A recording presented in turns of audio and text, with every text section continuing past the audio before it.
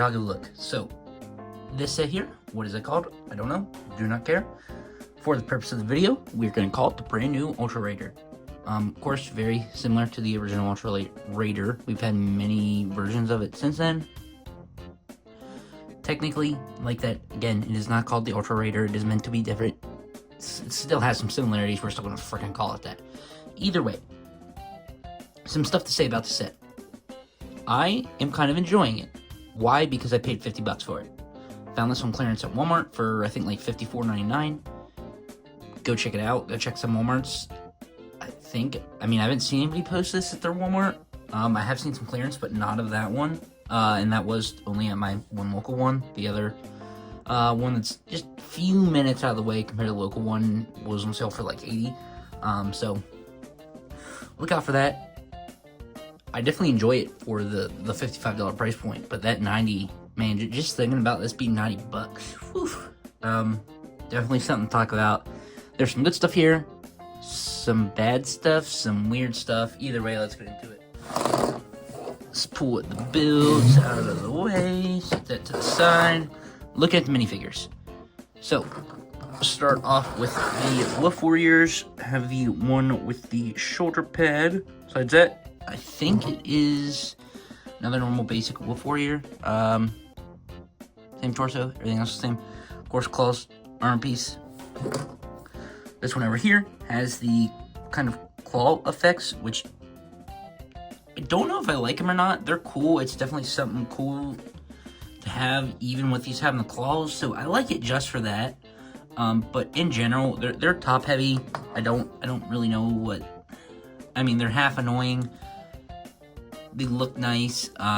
Especially these pieces in the dark red actually look really good. So it's not that I necessarily hate them, but if I'm gonna have an army of them, I mean, you're gonna have both, but I'm definitely gonna prefer the shoulder pad. On to the ninjas. Starting off, Sora. Finally updated Sora minifigure. I think the arm's the same, but the hairpiece, the new shoulder pad. So I'm glad we have an updated one. Don't get me wrong. I think out of the first wave of Dragons Rising, her suit was one of the best. Here, I don't know what I think of it. I'm still very thankful to have an update. Lloyd. Actually, really like this. I personally prefer, and I'm kicking the camera, the darker green for Lloyd they used back in the day. Compared to this new vibrant green, but this suit here, it's definitely grown on me. Yeah, I definitely like it. I think a lot more than the Season 1 Dragon Rising suit. I think I like all the tournament suits better. Again, I have my favorites. I mentioned Sora. I think her Season 1 suit was better, but still very thankful to have that. But Lloyd, of course, shoulder pad, torso, some hair, whatever there. Cole, I like the printing a lot. The orange mask, I think, is an interesting choice, which I guess they've been using the orange mask. It's nice to have the mask in orange, don't want to complain there, but it's just, it not being black is definitely interesting. But still nice to have orange. Besides that, again, shoulder pad print. Cool. And Nia, who I think might be one of my favorites out of the wave, or at least a set. This blue is growing on me a lot. Originally was not too big of a fan of it when it came out. I mean, still needs to be blue, but not too sure what I thought of it. It's definitely grown on me, especially on the tournament suit. She looks really good with it, especially with that hairpiece. So probably favorite-ish minifigure from the set, at least ninja-wise. Definitely get into the set. Want to mention, it does come with the extra shoulder pad, so that's nice at least. So before we start taking this thing apart, looking at it as a whole, definitely some interesting things. It moves fine, I guess. Some spots it messes up. It's definitely interesting. Open that up. One seat in there. Almost wish, well, could you fit 2 ninja in there? Probably not. Not even gonna try it. But some stickers, more stickers there for the back. Wheels in the back, treads in the front. It's just, again, it's basically like the Ultrasonic Raider.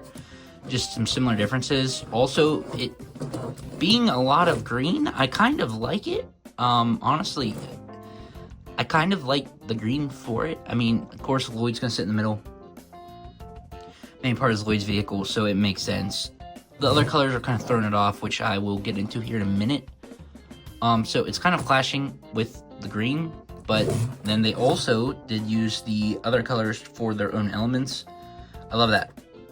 Water, or well, Nia, coal over there, Sora up at the top. I love that they did that, as much as it throws the build off, like that random bit of orange over there. I love they did that. It's a nice little detail there. So I don't know. There's just not much to say about this. Technic beams in there. It's just, it is what it is. I mean, you can literally tell it's basically four vehicles attached to each other. I will say though, I like the treads being in the front. Even if they don't work the best, that's still pretty cool. This thing apart. Just pull that out. Of course, that little thing. Pulling these out. So I think, is there a peg in? How did this work? Pull that out. Pull that out. And there you go. So there's the four vehicles. And I'm using the term four lightly because there's whatever this thing is for Sora. They literally, could they just like curved a little bit? Could they literally done anything else? I mean, this set was already $90, super freaking expensive, but they literally just popped this one in the back. It looks better. It's staying on the back, I'm gonna be honest. There's no way nobody's using this in their display as this. So I don't really care for that. There goes that. The bikes are the exact same build, just copied, of course, Nia's, Cole's. I think they're fine for what they are. They're nothing fancy. They roll kind of decent. Kind of need, well, I guess that kind of works as a kickstand. But remind me very much of either, I think, was it the Nexo Knight bikes in the castle set, or like Chima sets that had, so it would have also been the castle for Chima. Had the little bikes in. Just, these are definitely bigger than that, but definitely remind me of something like that you just throw in or connect or something. So they're fine for what they are. Back to the main vehicle, we kind of already looked at that. Better look at the bottom. Just have these pins sticking out the side.